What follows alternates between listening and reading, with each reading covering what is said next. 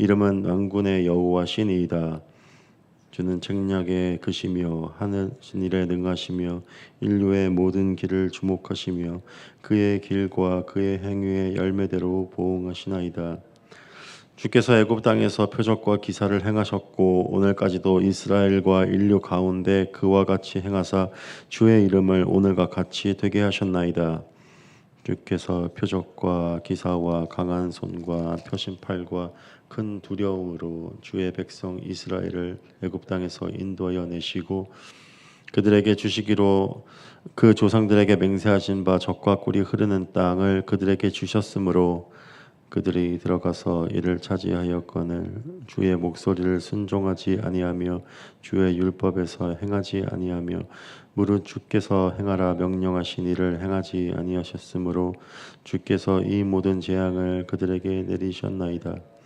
보옵소서, 이 성을 빼앗으려고 만든 참호가 이 성에 이르렀고 칼과 기근과 전염병으로 말미암아 이 성이 이를 치는 갈대아인의 손에 넘긴 바 되었으니 주의 말씀대로 되었음을 주께서 보시나이다.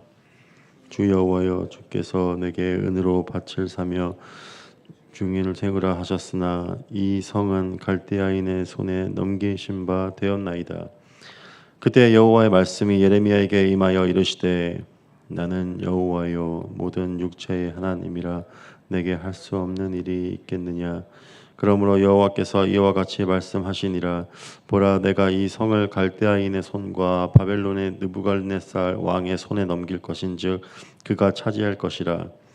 이 성을 치는 갈대아인이 와서 이 성배에 불을 놓아 성과 집 곧 그 지붕에서 바알에게 분향하며 다른 신들에게 전제를 드려 나를 경노하게 한 집대를 사르리니 이는 이스라엘 자손과 유다 자손이 예로부터 내 눈앞에 악을 행하였을 뿐이라. 이스라엘 자손은 그의 손으로 만든 것을 가지고 나를 경노하게 한 것뿐이니라. 여호와의 말씀이니라. 성이 열어진 날부터 오늘까지 나의 노여움과 분을 일으킴으로 내가 내 앞에서 그것을 옮기려 하노니 이는 이스라엘 자손과 유다 자손이 모든 악을 행하여 내 노여움을 일으켰음이라. 그들과 그들의 왕들과 그의 고관들과 그의 제사장들과 그의 선지자들과 유다 사람들과 예루살렘 주민들이 다 그러하였느니라. 그들이 등을 내게로 돌리고 얼굴을 내게로 향하지 아니하며 내가 그들을 가르치되 끊임없이 가르쳤는데도 그들이 교훈을 듣지 아니하며 받지 아니하고 내 이름으로 일컫는 집에 자기들의 가증한 물건들을 세워서 그 집을 더럽게 하며 함께 읽겠습니다. 흰놈의 아들의 골짜기에서 바알의 산당을 건축하였으며 자기들의 아들들과 딸들을 몰래 앞으로 지나가게 하였느니라. 그들이 이런 가증한 일을 행하여 유다로 범죄하게 한 것은 내가 명령한 것도 아니요 내 마음에 둔 것도 아니니라. 아멘. 이전 본문에서 하나님께서 예레미야에게 그의 숙부의 땅을 살 것을 말씀하십니다. 그리고 예레미야는 그것에 순종하죠. 그것은 그는 숙부의 땅을 산 후에 매매 증서를 그의 종이었던 바룩에게 줍니다. 그리고 그 매매 증서를 오랫동안 보존할 것을 그에게 명령합니다. 그리고 이렇게 그에게 전하죠. 하나님이 이 땅에서 집과 밭과 포도원을 다시 사게 하실 것이라고 그에게 하나님의 말씀을 전합니다. 그 말씀에 순종한 후에 오늘 본문에서 예레미야는 하나님께 기도하기 시작합니다. 예레미야는 무엇을 기도했던 것일까요? 먼저 오늘 17절에서 기도의 그 도입 부분에서 그는 먼저 이렇게 고백합니다. 슬프도소이다라고 그는 고백합니다. 그의 기도는 슬픔을 하나님께 토로하는 기도였음을 우리는 보게 됩니다. 그리고 그의 기도를 통해서 그가 슬퍼하는 이유들을 우리는 짐작할 수 있게 됩니다. 먼저 예레미야 선지자는 하나님을 인정하는 고백을 하나님께 올려드립니다. 그는 먼저 하나님의 능력을 인정합니다. 오늘 17절 말씀에 하나님께서 천지를 지으셨으니 주에게는 할 수 없는 일이 없으십니다 라고 하나님의 그 능력을 인정을 합니다. 또한 하나님의 한없으신 은혜를 인정합니다. 주는 은혜를 천만인에게 베푸시며 라고 이야기를 하고 있죠.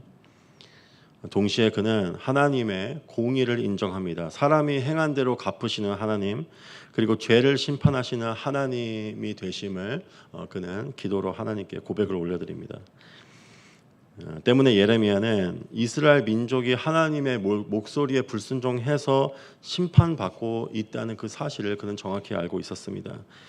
바벨론 군대가 성을 빼앗으러 온 것, 그리고 칼과 기근과 전염병으로 성이 바벨론에게 넘겨지게 될 것이라는 사실을 그는 알고 있었습니다. 왜냐하면 하나님을 알고 있었기 때문이었죠. 저는 예레미야의 이 기도를 보면서 잘 이해가 안 된 부분이 있었습니다. 그것은 그가 하나님이 누구신지, 하나님이 무엇을 하고 있는지를 정확히 알고 있었음에도 슬퍼했기 때문이었습니다. 그 사실이 저는 잘 이해가 되지 않았습니다. 하나님의 능력도 알고 공의로 심판하시는 것도 알고 또 뿐만 아니라 그 땅을 하나님이 직접 회복하시고 다시 그 백성들에게 은혜를 베풀어 주실 것을 그는 알고 있었습니다. 하지만 그는 슬퍼했습니다. 그가 슬퍼한 이유는 무엇이었나요? 그것은 그가 눈으로 보고 그가 겪는 그 현실이 너무 참혹하고 괴롭고 슬펐기 때문이었습니다. 그는 마치 이렇게 기도하는 것과 같았습니다. 하나님은 제가 이제 예레미야 입장에서 이렇게 기도하는 거죠. 하나님은 못하실 일이 없으시다는 사실을 너무나 잘 알고 있습니다. 우리의 죄 때문에 공의의 하나님이시기 때문에 이 심판을 허락하심을 너무나 잘 알고 있습니다. 하지만 하나님 너무나 괴롭습니다. 우리가 겪는 이 비참한 상황이 너무 괴롭고 슬프기만 합니다. 이것을 어떻게 할 수 없죠 라고 고백하는 것과 같습니다. 우리 신앙의 여정에서도 이런 것을 경험할 때가 있습니다. 머리로는 하나님을 인정하고 하나님이 왜 이런 일을 허락하시는지를 이해를 하고 있죠. 하지만 마음이 너무 괴로울 때가 있습니다. 그리고 그 마음이 괴로운 내 모습을 보면서 내 모습이 너무 바보 같아 보일 때가 있습니다. 내가 분명 믿음이 있는데 내가 하나님을 모르는 게 아니고 하나님을 인정하지 않는 것이 아닌데 나는 왜 이렇게 괴로워하고 이렇게 쉽게 무너질까 하라고 생각을 할 때가 있습니다. 그런 내 자신의 연약한 모습을 보면서 스스로 자책할 뿐만 아니라 그런 감정이 드는 것을 하나님 앞에서 내가 죄를 짓는 것이 아닐까라고 생각할 때가 있습니다. 뿐만 아니라 우리는 고통을 겪고 있는 사람들에게 하나님이 왜 그 고통을 허락하셨는지, 그 고통을 통해 어떤 선하신 뜻을 이루실지를 너무 쉽게도 이야기를 합니다.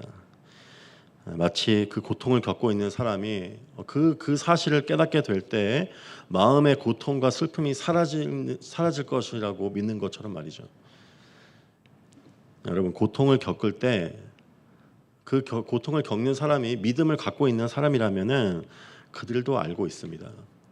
왜 하나님이 이런 일을 허락하시는지, 모든 것을 합하여 선을 이루신다는 그 사실도 그들도 알고 있습니다.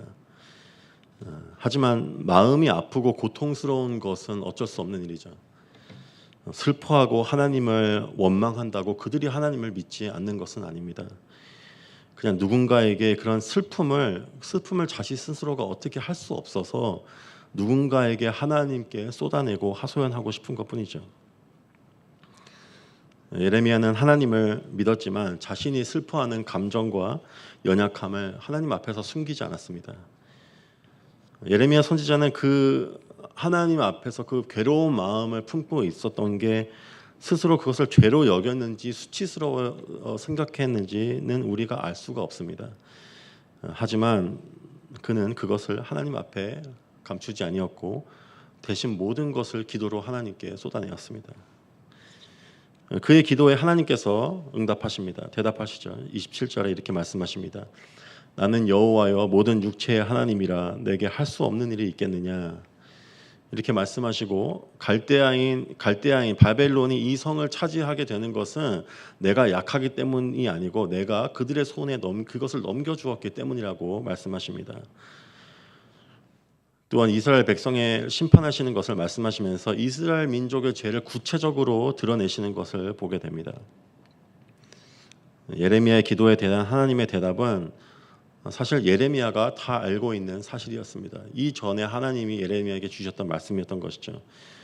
우리가 이 모습을 얼핏 보게 되면은 하나님은 그 예레미야가 겪고 있는 그 고통과 슬픔에 공감하지 못하시고 똑같은 이야기를 반복하시면서 왜 믿지 못하냐고 예레미야를 책망하는 것으로 보일 수 있습니다. 저는 오늘 본문을 묵상하면서 몇 가지 사실들을 발견하게 되었습니다. 첫째로 믿음이 있어도 마음과 감정이 언제든지 흔들리고 약해질 수 있다는 사실입니다. 인간이기 때문이죠.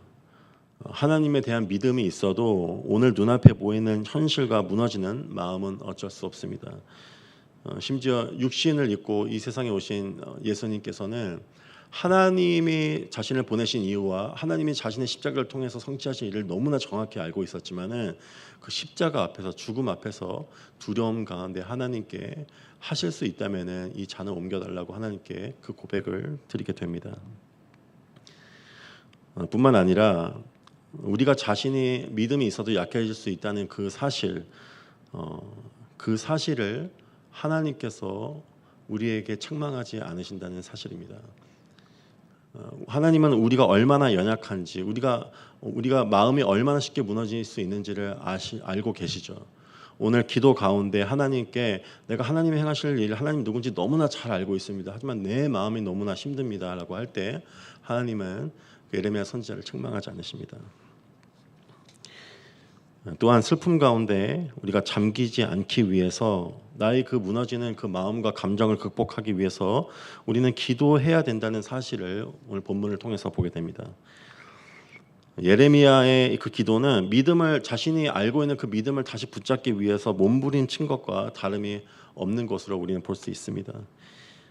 고통의 시간을 지날 때 슬픔과 괴로움이 나를 무너지게 하지 않기 위해서 우리는 다시 기도를 붙잡고 하나님께 나아가야만 합니다. 또한 기도 가운데 하나님의 말씀을 다시 붙잡아야 함을 오늘 본문을 통해 보게 됩니다. 예레미야의 기도는 하나님이 그에게 주셨던 말씀을 예레미야의 기도에 하나님은 그에게 주셨던 말씀을 다시 반복해서 주시는 것을 보게 됩니다. 왜냐하면 그것이 그에게 필요했기 때문이죠. 그가 무너지는 감정과 그 슬픔 속에서 잊고 있었던 하나님의 그 말씀을 다시 기억하기 위해서 하나님은 그 동일한 말씀을 그에게 주셨어야만 했습니다. 우리는 믿음을 다시 붙잡기 위해 다시 일어서서 하나님께서 나에게 걸어가라고 하신 그 길을 계속해서 걸어 나가기 위해 하나님의 약속과 하나님의 뜻, 하나님의 말씀을 다시 읽고 들어야만 합니다. 하나님에 대한 믿음이 있음에도 우리는 눈앞에 보이는 현실과 고통 가운데 언제든지 슬픔에 잠길 수 있습니다. 제자들도 예수님과 함께 겟세마네 동산에 나아가서 멀리 있는 곳에서 함께 기도할 때 그들은 슬픔 때문에 눈이 감기고 잠이 들었다고 이야기를 하고 있습니다. 우리는 슬픔 가운데 잠길 때 우리는 다시 기도의 자리로 나아가야만 합니다. 나의 감정과 연약한 마음, 이 모든 것을 기도로 하나님께 쏟아내야만 합니다. 그리고 우리는 하나님의 말씀을 다시 붙잡아야만 합니다.